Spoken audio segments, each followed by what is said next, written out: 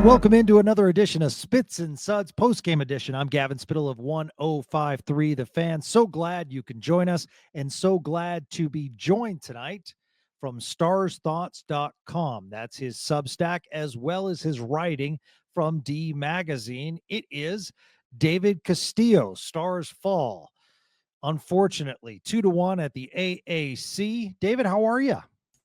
I'm doing good. I mean, wasn't this a great game? It was like Hagler versus Hearns, the hockey version. My buddy called me after 2 periods and he's like, "What are your thoughts?" And I'm like, "Can people get their money back tonight?" Damn. I mean, there are times when like it reminded me of like, okay, if you're watching a no-hitter, there are baseball traditionalists that will be like so into it. And then there are others like, I want to see them score runs. And I kind of looked at tonight's game and I'm like, okay, I'm a guy who appreciates tight checking, chess matches, but I just felt as though one team was coming off a back-to-back.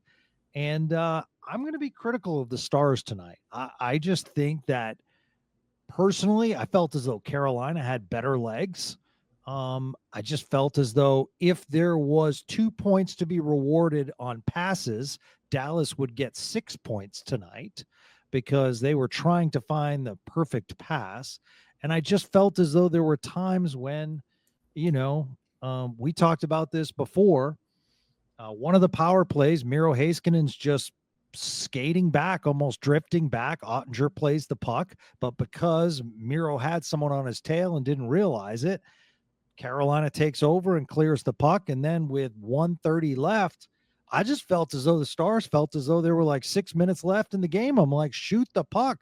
Even Kevin Weeks on the ESPN broadcast was like, you got to shoot the puck. You got to at least put it off on the board. You got to do something. So I just felt as though it was one of those nights where it's like, go back to basics because clearly things weren't happening. All right, off my soapbox. Hi, David. Yeah, well, I mean, they kept talking about like, oh, this is such a chess match. What's a chess match? And well, isn't this a chess match?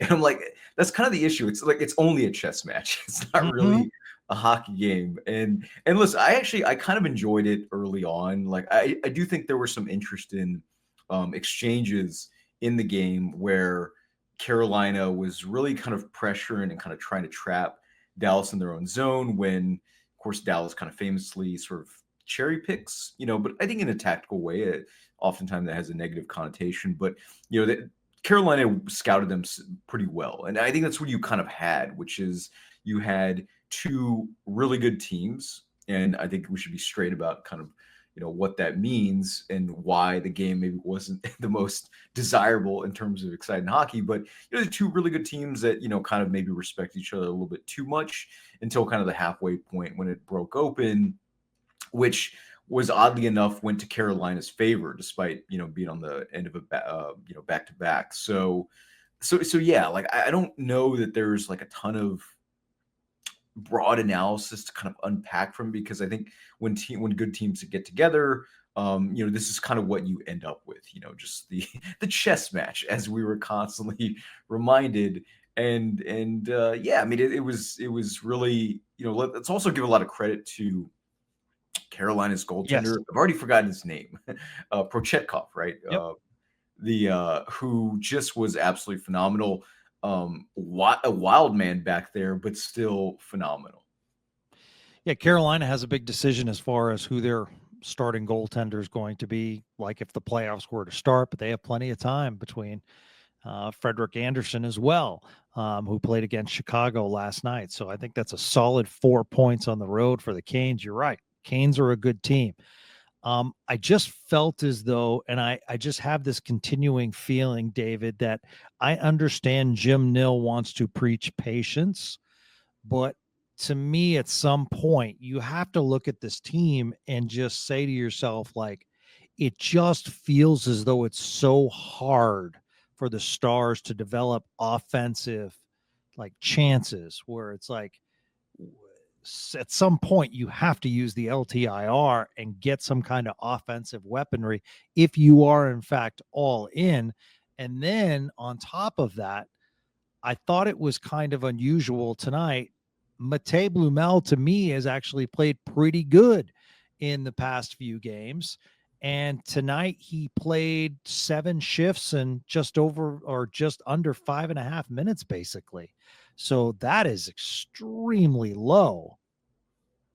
Yeah, that was really awkward. I didn't really understand it. I mean, he like even though I've never been a big fan of his game in the AHL, I felt like he earned the call up.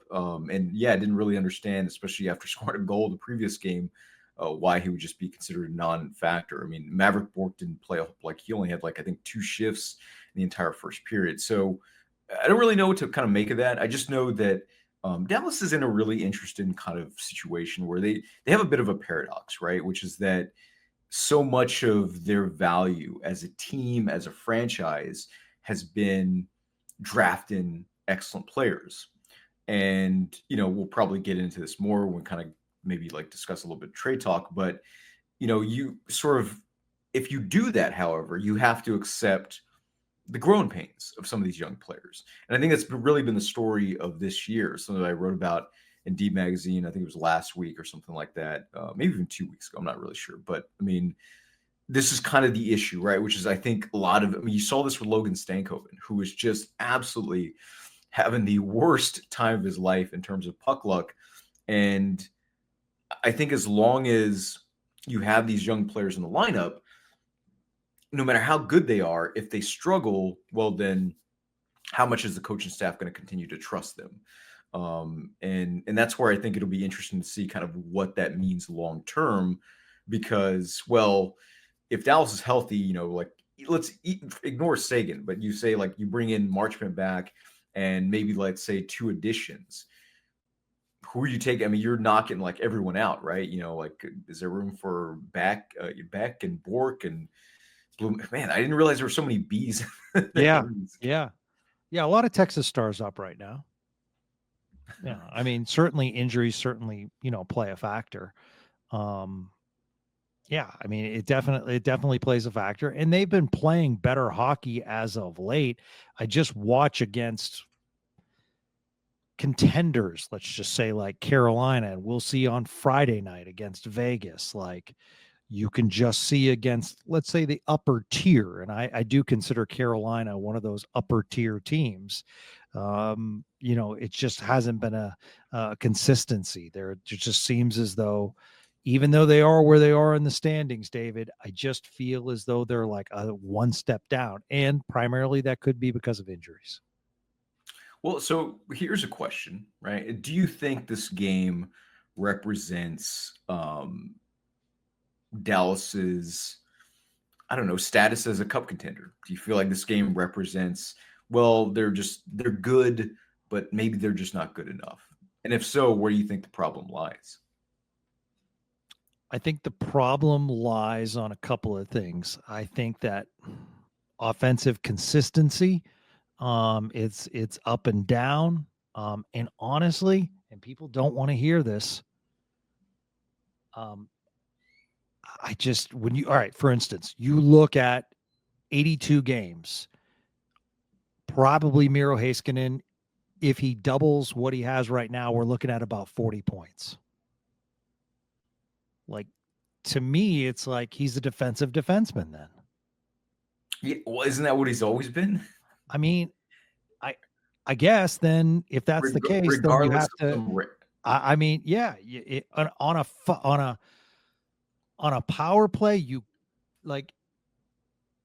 I I wonder. I haven't really heard Pete DeBoer asked about this, and I'm sure Robert will. Um, like, what's the reason that? And maybe it already has been asked. Why isn't Thomas Harley PP1? unfortunately, that's a question that even if it gets answered, won't get answered, right? Because I mean, Yeah, we know why, right? Which is that, well, hey, Miro Heiskanen, he makes somebody. This is your number one defender, and your number one defender has to be the face of the, has to be on ice at all times in the most important situations. Now, I'm not saying I agree with that. Just saying that I think there's that status afforded to your number one defenders that isn't always deserved. And I think that's what it is, right? Heiskanen, hey, he's the number one defenseman, so he should be playing in all the most critical situations. But of course, if they played him the way if they played towards what he really is, then Heiskanen would spend more time on the PK than on the power play, because he's not that guy. Never has been. And I know that people think, well, hey, there was that one time where he scored over 70 points, and there was that one time when he had over 20 points in a playoff season. I'm like, yeah, you're referencing one time, one regular season, one playoff run. What has he done like since then? And I think he's a great defenseman for what he is, but as long as his reputation is what it is to Dallas, I don't see him getting taken off that top. He should. I agree. Thomas Harley needs to be on the top unit. And one of the things I did at the Star Stacks, I did some film room analysis on the top unit and why Heiskanen, as well as Ben, but Heiskanen specifically is kind of a drag. And I kind of did, I showed some clips of other defensemen like Cale Makar. Sure, that's unfair. But then also you look at Eric Gustafsson in Detroit the other night on the power play. He is not a great defenseman, not a great offensive defenseman, but still does things running the point that Heiskanen does not. The layers of deception, the movement from the point, just shooting into open lanes. Heiskanen doesn't do this. So either not only is he not that guy, but maybe like kind of worse offensively than we ever thought, or he's just being poorly managed on the power play. Yeah. Star Stack is the Substack for David Castillo, and the article is out regarding Jamie Benn and Miro Heiskanen on Power Play 1. The choice of the consumer team. We got a lot of feedback tonight, David, and this will kind of meld into some of the conversations we're going to have. Wait, it was all Blue Sky feedback, right? Because you're on Blue Sky. Of course, yeah, absolutely. No, I'm on whatever. You can call me on my cell and I'll write it down. All right. Williams says, I probably rewrote this a few times. On that first goal, how much would you put on Nils Lundkvist since he was not able to clear it twice? I noticed he was not on the ice a lot after that. Yeah, definitely. He needs to clear that puck. Carolina applied the pressure. They had multiple opportunities to clear the puck, and I just felt as though they were being a little cute there rather than clearing the puck. But yeah, real quick on that goal, I just want to note that so I actually clipped it and I meant to post it, but it's something that I felt like I'll save for some like film room analysis for later. But on that goal, if you look at Dallas's forwards, so yes, I think Lundkvist is at fault, but the forwards were like in the neutral zone, just chilling. Like they were throwing a barbecue, waiting to see, like if the puck would eventually get to them, and that way they could. I'm just like, again, Lundkvist was at fault there, and I think that's kind of why they do that sometimes, because they trust that the defenseman can get it out. But listen, if there's no like forward support, well then it's hard to entirely blame Lundkvist. Sure, absolutely, yeah, and it was a sizzler of a shot. It was a beautiful shot, and maybe the stick kind of threw off Ottinger a little bit. Would have been tough to stop it regardless. Husky, that's at noisy_cricket, says yet another game where the Stars got outworked, outplayed, couldn't get out of their own way, and the PP being absolutely useless leads to another frustrating loss for the Stars.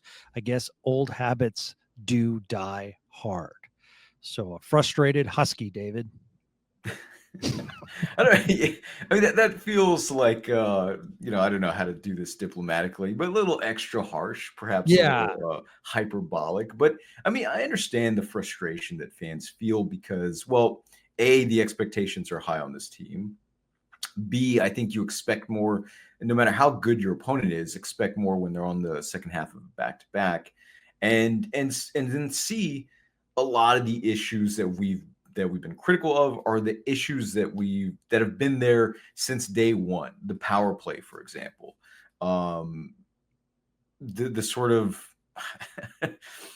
also, I don't know what to call it, because I know that there's a site that has, I think they have like a name for what this should be, which are strikebacks. But the whole issue with we score a goal, and then before Jeff K even has a chance to announce the goal, they've been scored on. These are all things that that's not a trend that this year. That's an issue. That's not a trend. Right. That's an issue. And those are things you can see continuing on to game 82 and into the playoffs. So I completely understand the frustration. I don't I don't agree with the conclusion, but I understand it. Yeah, absolutely. And I understand the frustration. I mean, tonight was a tough watch. And yeah, I'm not far behind. I mean, I don't want to over dramatize this, but I personally, with my eyes, saw things tonight, and I'm like, I just don't like the look of this team tonight. And teams are going to have that over an 82 game. But you're right. Take advantage of a team coming off the back-to-back. Yeah, and you're right. Give credit to Carolina for their scouting, for their play. They basically clogged things up. And, Rob Brindamore is a top coach in this league. All right. Jordan Harper says, really happy to see Wyatt back in the number one center spot. God, I love it when we have Canadian hockey fans and they spell center Centre. That is a beautiful thing. I can only watch the third period, but it seemed like a playoff type energy. For those that don't know, Jordan is a listener up in Vancouver. Kudos, and serves on, I believe, the police force up there. So kudos to you, Jordan, and thank you for your service. Yeah, I mean, it is Wyatt's been playing really well lately, David. Great on the face-off circle. He certainly deserves to be, put on that top line. And it was good to see, Hintz back, and they were double shifting him at times, so hoping to spark some kind of offense. Yeah, there's not a whole lot to add there. Right? I think Johnston is just kind of he struggled early on. I don't think it was near as bad as it seemed.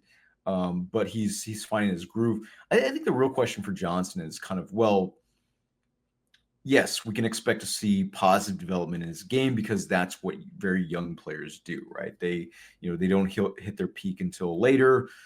If you believe in the fancy stats, 25 is the magic number for when that peak is hit.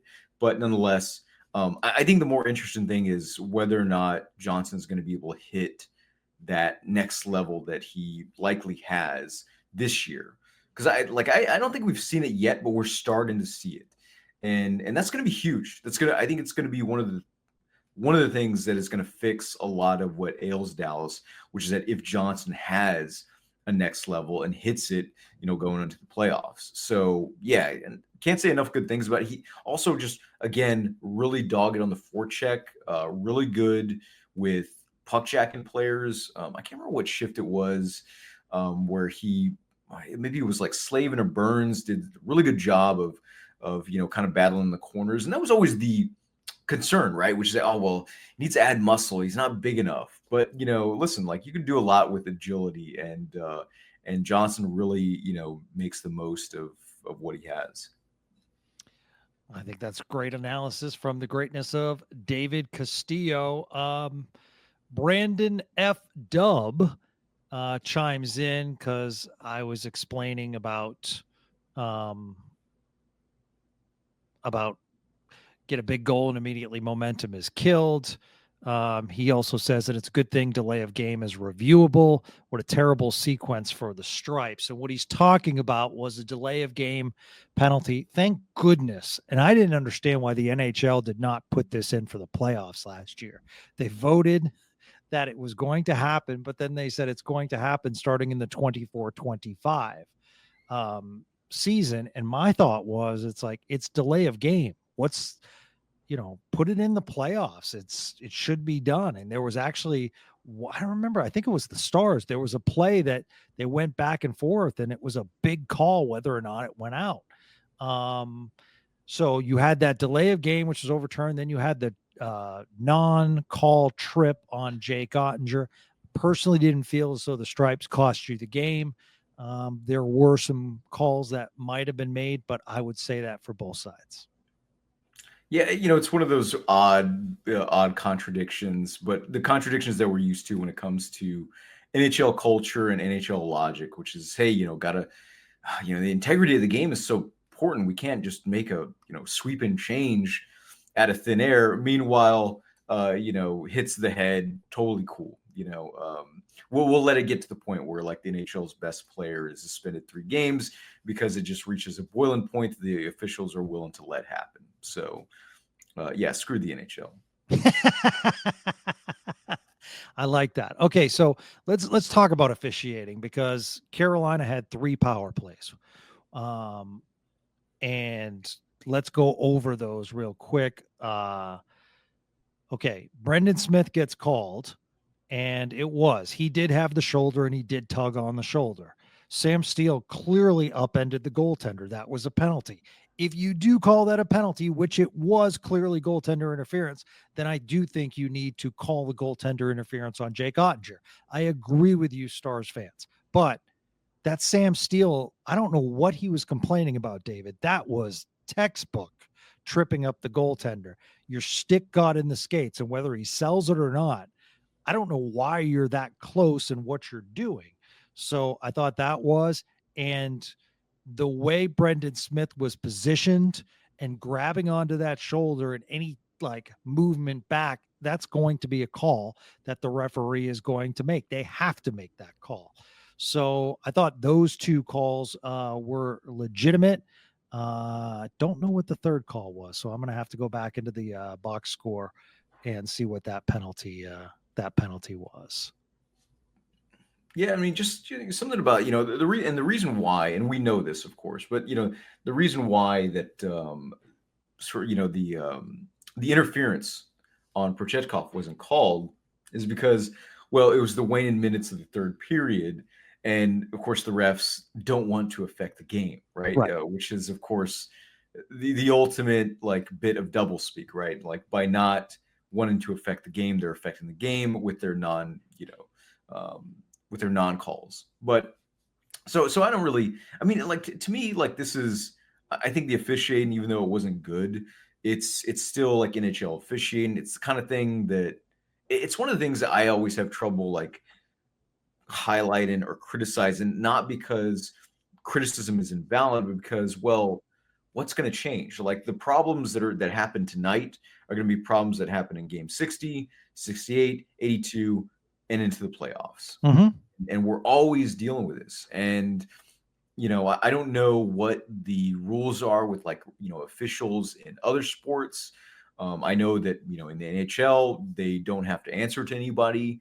They don't have to be interviewed, and all we get is like Dave Jackson's like generic non-analysis of what. I don't know why I'm being a jerk tonight. Maybe it's because like the Stars lost, but my goodness, like there has to be some better way to unpack this for casual fans, for people that don't know what they're necessarily watching, for people that are watching for the first time. Yeah.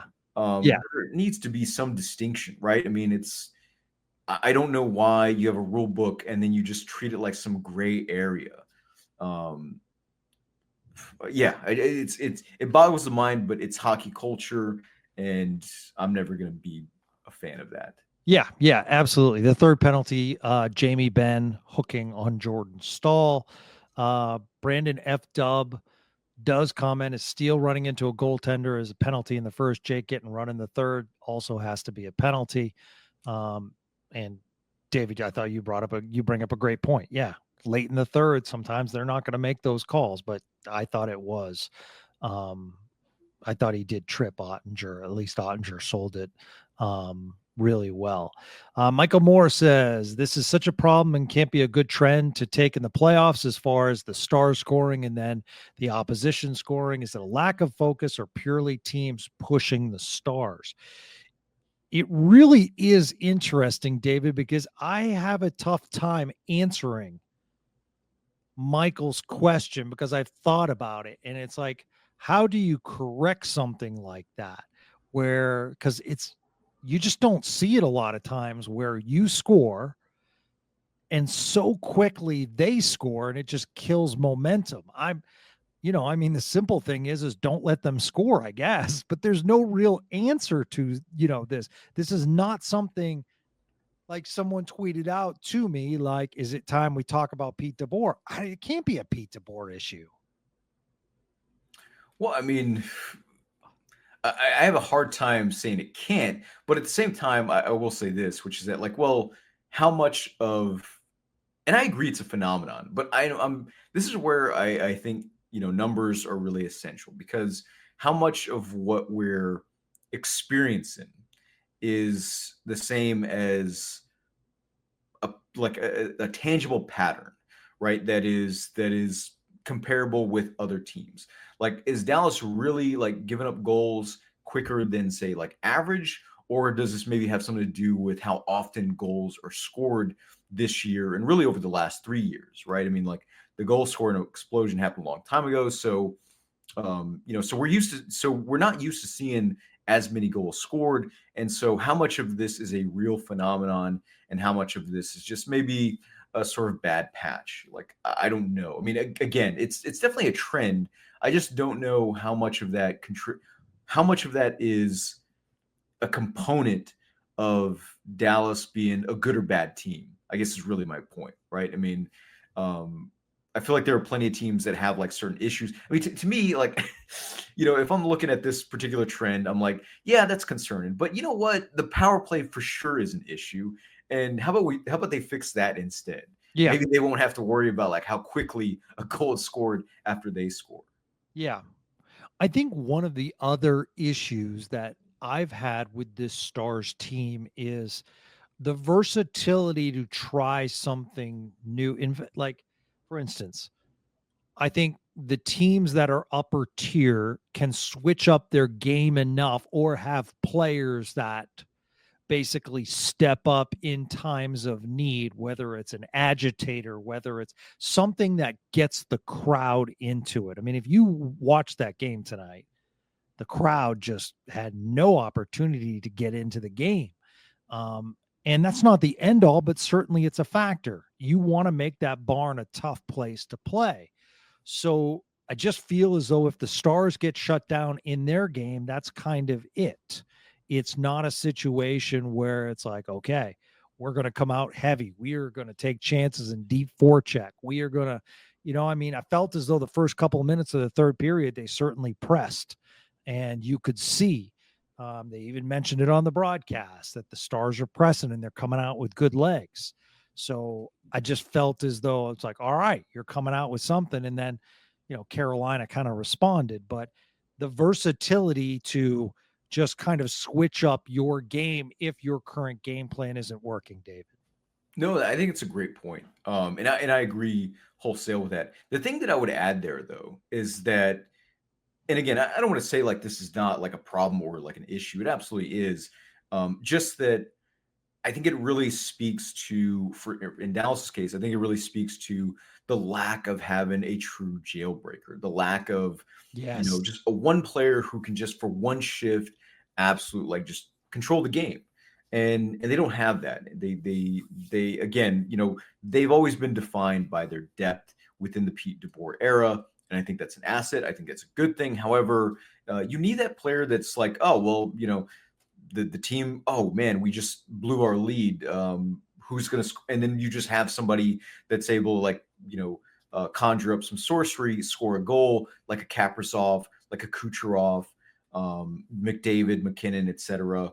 And it doesn't have to be superstars. I think there are like plenty of players in this league that, and perhaps we could talk about trading for them. I think there are plenty of players in the league that kind of have that ability to just on their own counter, right? A little bit of hockey jiu-jitsu. Dallas just doesn't have that. They just don't have that. Yeah. Yeah. All right. Let's talk a little trades before we let you go tonight. JT Miller, the saga continues in Vancouver. I mean, there have been some tenuous rooms over the years. This is like an ongoing story that just will not go away. Vancouver, Jim Rutherford and crew just definitely need to do something to shake it up.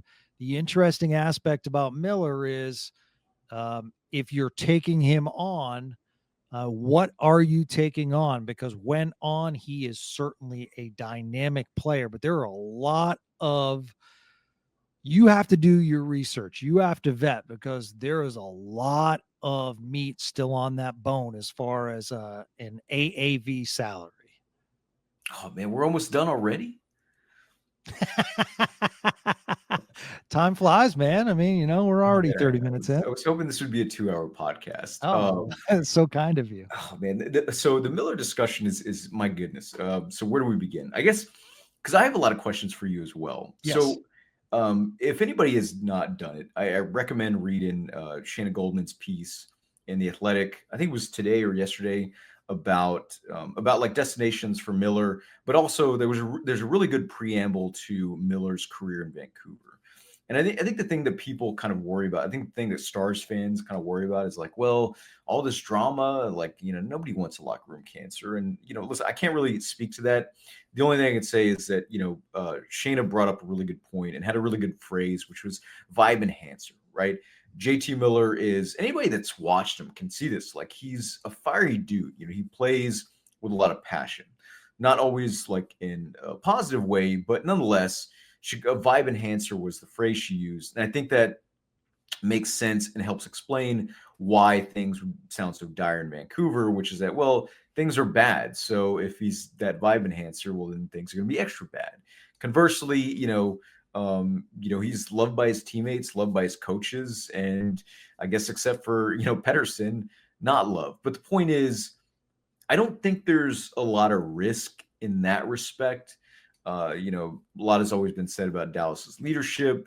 I don't really know necessarily what to make of that, but that's neither here nor there. But when we're talking about JT Miller, I think really the question people need to ask themselves is focus less on Miller. I've always said that because Sagan is probably going to be back in time for the finals, and even then, you don't know what you're going to get. You can't simply replace him. If you want to replace him, go grab Mikael Granlund. Great. However, if you want to upgrade Sagan's position, Miller's definitely an upgrade. Miller actually leads over the last 3 seasons. Miller actually has more points than Robertson. It's like, I think 321 or 314, something like that. So that's an upgrade. And then the question is, well, it's less about Miller and more about like, well, do you want the cup or not? Because if you want the cup, and you can upgrade the Sagan position, that seems like the perfect move. Why would you not want that? Yes, the contract is probably going to age horribly, but man, these first those first 2 years should be pretty good. Could yield a cup. And he's also really good on the power play. Yes, he is very good. And he's a guy that, like the other day against Edmonton, right? He was the matchup versus Connor McDavid, did a really great job. Vancouver also won.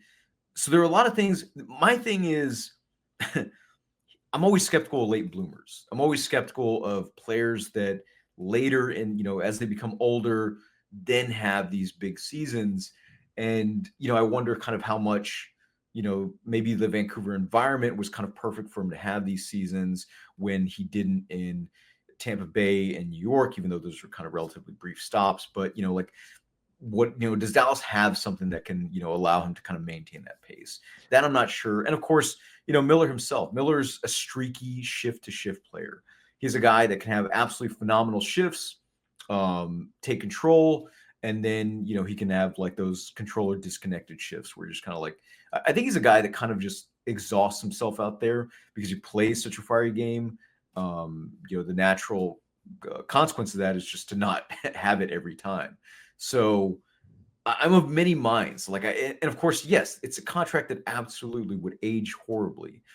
And then that's not even counting like what it would cost to get him. But I don't know, man. I am. What do you think, Gavin? Even though I've been monologuing for 20 minutes. Oh, it's good. That's really good. All right, let's put things in perspective because, before I, give my opinion, I think it's important that Stars fans need to know the following. So his minutes on average this year are down by about 2 to 2.5 minutes. Exactly 22, 23, 20 minutes, 41 seconds. Then it went down to 19:29 last year. This year it's at 17:56. He does, as David mentioned, score on the power play, 64 career goals on the power play, which is good. From a contract perspective, David brought that up. He's in year 2 of 7. His annual salary is $8 million a year. Pierre LeBrun, who is a big name in this business, talked about that the Hurricanes, Devils, Stars, and 3 other clubs are talking to the Canucks. The Canucks have changed their requests according to LeBrun. Initially, they were talking about NHL players because they are technically in the playoff hunt. but that has changed when the teams were like not happening, that that could be draft picks or other prospects, when those teams, which are all playoff contenders, said we're not going to give up people on our current roster. They might have to do that. So I guess the question is, Stars fans, what are you willing to give up? Because it's going to cost you. The other aspect is, after this year, what are you willing to give up? And that is my thought, David, is you have the LTIR this year with Sagan. So he does fit under the cap. But what do you do the following year where you have to sign a Wyatt Johnston? You have Jamie Benn coming up. It's another $8 million contract that you are adding. And at some point, you have to subtract something. Salary cap is reportedly going to rise. But to me, it's very, very tough to take that on without giving something up. That said, when JT Miller is on, I agree with you. He is a guy that's going to give you full effort on shift. He's a guy that is going to be, to me, move up to your power play one when he gets, adjusted to what the Stars playbook is. So I like him a lot. I've always liked him. I think he plays big for his size, even though he is 6'1". So he's not going to be pushed around. I think his corner work is really good. He's not just a floater, he's a grinder. So there are a lot of good elements. And I think the Stars room is strong enough. It's not that he's got a bad attitude. I don't know what's happening internally in that room to cause such strife. It's fascinating to me. Because it's not like these guys were put together this year. These players have been together for several years. So the other report is that JT Miller wants to play for an American city. Whether or not that's true or not, he is an Ohio native. Wouldn't it be interesting if Columbus made a big play? As they are kind of in the playoff hunt as a wild card. It's one of the better stories in the NHL, along with the Washington Capitals and trying to think of another great story in the NHL this year. But those to me are two terrific stories. So I'm for it. I think it needs to happen from a Vancouver standpoint. I just don't know if the Stars have enough assets to give up. So I send back to you. We'll do a quick yes or no. JT Miller, which includes Logan Stankoven. Oh, man. If you asked me a month ago, I would have said maybe yes, but not now. Yeah. Okay. JT Miller for Wyatt Johnston. No. JT Miller for Maverick Bourque. Yes. JT Miller for Liam Bichsel. No. So 3 out of 4, you said no. Let me just say, okay, something about Bichsel, which is that what on earth, what room is there for Bichsel to play in the top 4? Heiskanen, Harley, Lindell. Does he play on his offside? That's my only thing about Bichsel. I love the guy. Like I've always been. I've written plenty about him. I had a list of quote unquote untouchables, and on that list was Johnston, Bichsel, and Heiskanen. The only 3 I consider. However, what I'm seeing now is that if this is a player that's just going to be on the 3rd pair for the rest of his career on Dallas, because they decided to extend Lindell and because Harley and Heiskanen are also up top, then yeah, I'll trade Bichsel if he's just going to be a 3rd pair defender in Dallas for a top 6 forward that can win them a cup this year. Absolutely. But again, that's assuming that that's exactly how it breaks down. So yeah, I just want to mention that I don't hear anybody talk about that. And it's always my question. And it's probably one of the reasons why Bichsel is in the AHL right now, wasting away, which is that if you're a right-handed defenseman, this would be no issue. However, he's left-handed. So I want to throw that out there because I'm curious what the long-term plan is. Well, it is interesting because Lyubushkin is playing at a much better level than we all thought. So, I personally would make my 3rd pairing really strong. I would go, this is just me. If I'm forgetting about offside, right, left, I would go Heiskanen, Lindell, Harley, Bichsel, Lyubushkin, Lundqvist. See, and I feel like Lundqvist is going to be the odd man out come playoff time. I really think if you can go into the playoffs with Harley, Heiskanen, Lindell, Labushkin, Bixel, then you want a veteran defender on that right side somewhere. I realize he's not available, but like a Sean Walker, like a Shane Goss. I would want like an offensive defense. I'm just saying, like I think if Dallas makes a trade, probably not for Miller, likely for somebody else. I would imagine that Lundqvist would be the one to kind of go back because they have Big Soul who they probably want to bring up, and then maybe a veteran defender you can add since Dumba is clearly not good enough. Maybe they even find a magical way to shed that Dumba contract. I don't know. Yeah, I just don't understand why you'd play. And I understand it gets more physical, it gets bigger, ice gets smaller in the playoffs. But how do you play Nils Lundqvist all these games and then shut him down in the playoffs? It just doesn't make sense. Is that what they did the first year? And yes, then I guess it doesn't make not sense. the second. So I'm just saying, like I don't understand what people think is going to happen if Lundqvist has as is, he's been scratched this season for a bad game. He has a bad game in these playoffs. You honestly think he's not going to get scratched?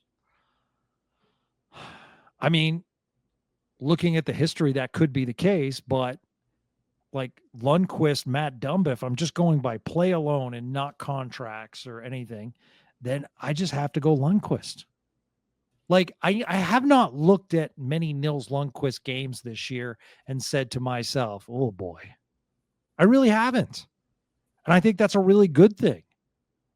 Listen, I agree. I think, and then Lundqvist has been solid. Yeah. However, is solid for his size going to be what the coaching staff can trust come playoff time?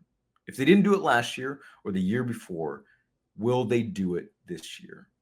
Yeah.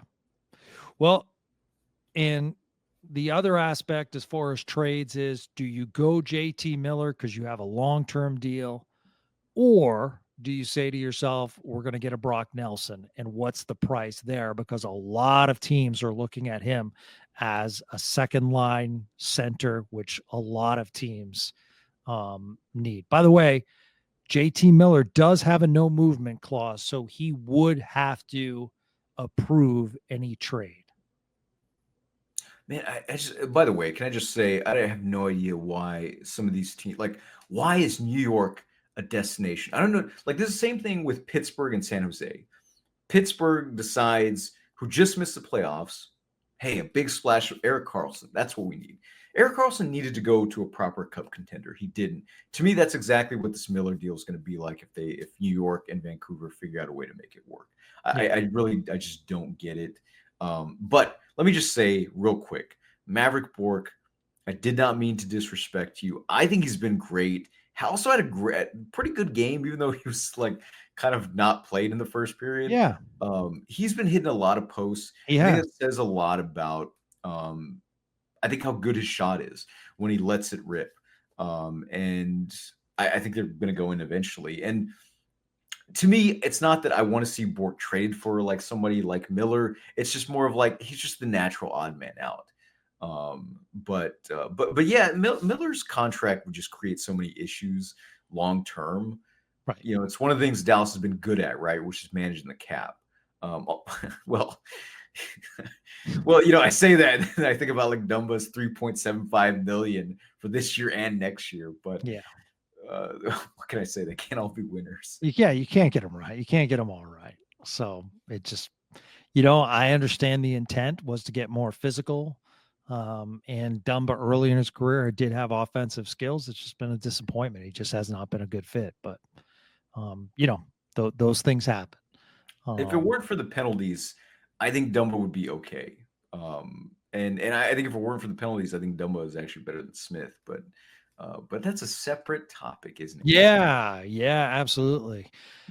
Well, Beast, you didn't get to 2 hours, but you made it to 45 minutes. So congratulations. That's a solid podcast from you.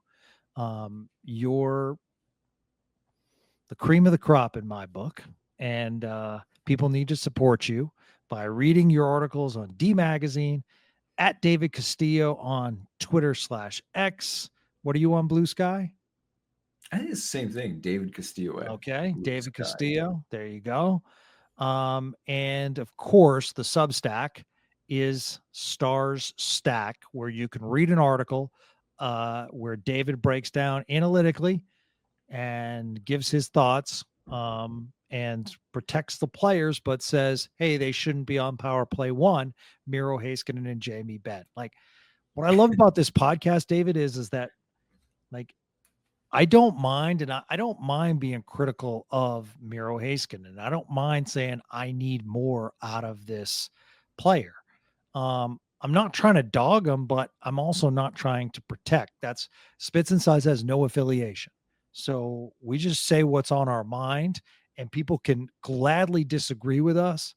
But at the same time, when I see something, I need to mention it because hopefully people out there watching or you or any of our other contributors are like, yeah, I saw that as well. And so it doesn't matter what player it is. We can say positive things or negative. Tonight was a tough. I did think Blackwell was hustling all over the place. I forgot to mention the good part. Blackwell.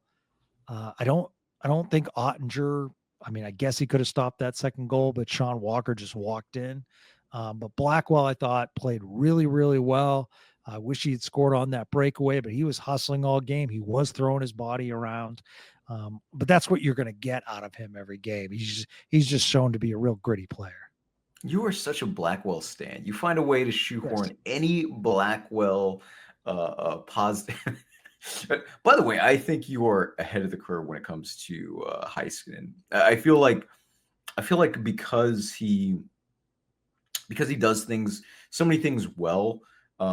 People feel like he's sort of, well, it's the sum that's important, and yes, but the parts are critical too, and there are certain parts in him that are deficient. I'm glad that you're willing to kind of highlight that, because I feel like it does go unsaid, and he's by no means perfect. And I think Dallas realizing that would do so, like, it would be it would just be such a boon for them.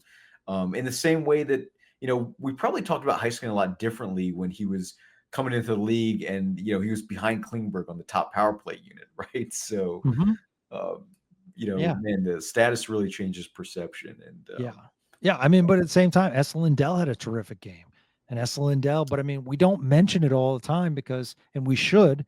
I mean, he's having an outstanding year, and I just give him big time stick taps because he's playing real well. So, I don't want to say there were positives because it's a loss where you just saw a lot of deficiencies, but at the same time, there were some good efforts out there that certainly I should have pointed out. So should have started with that, the pros and negatives.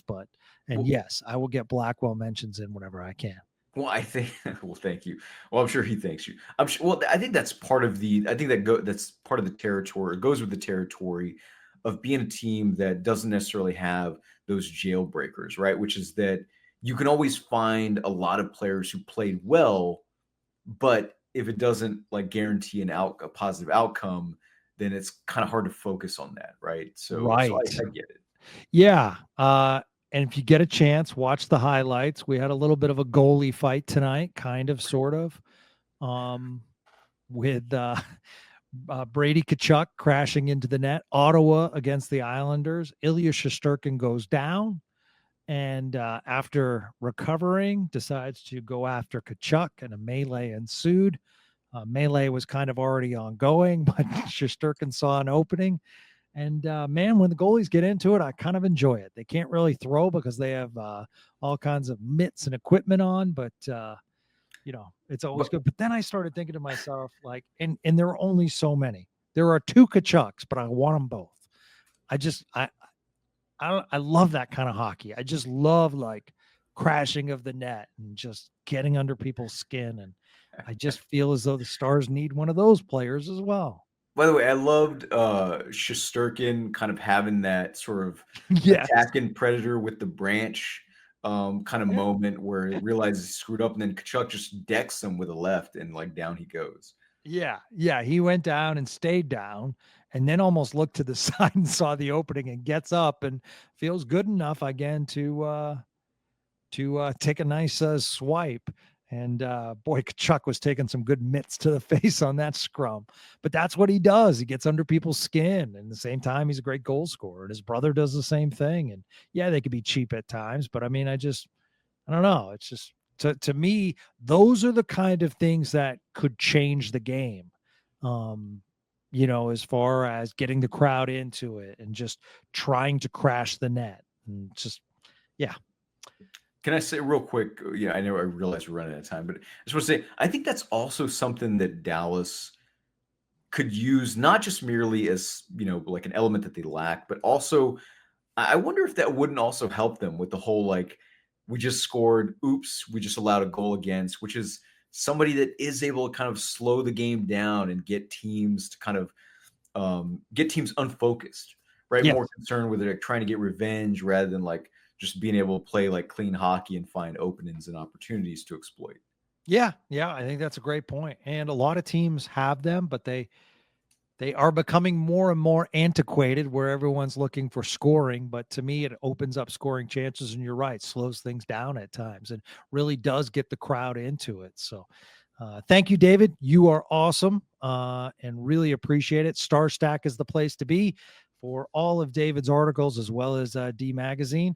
And we will catch up with David soon. Hey, tomorrow we will have our first chat of the year. She did such a great job covering SMU and college football, and now she's on the Stars beat from the Dallas Morning News.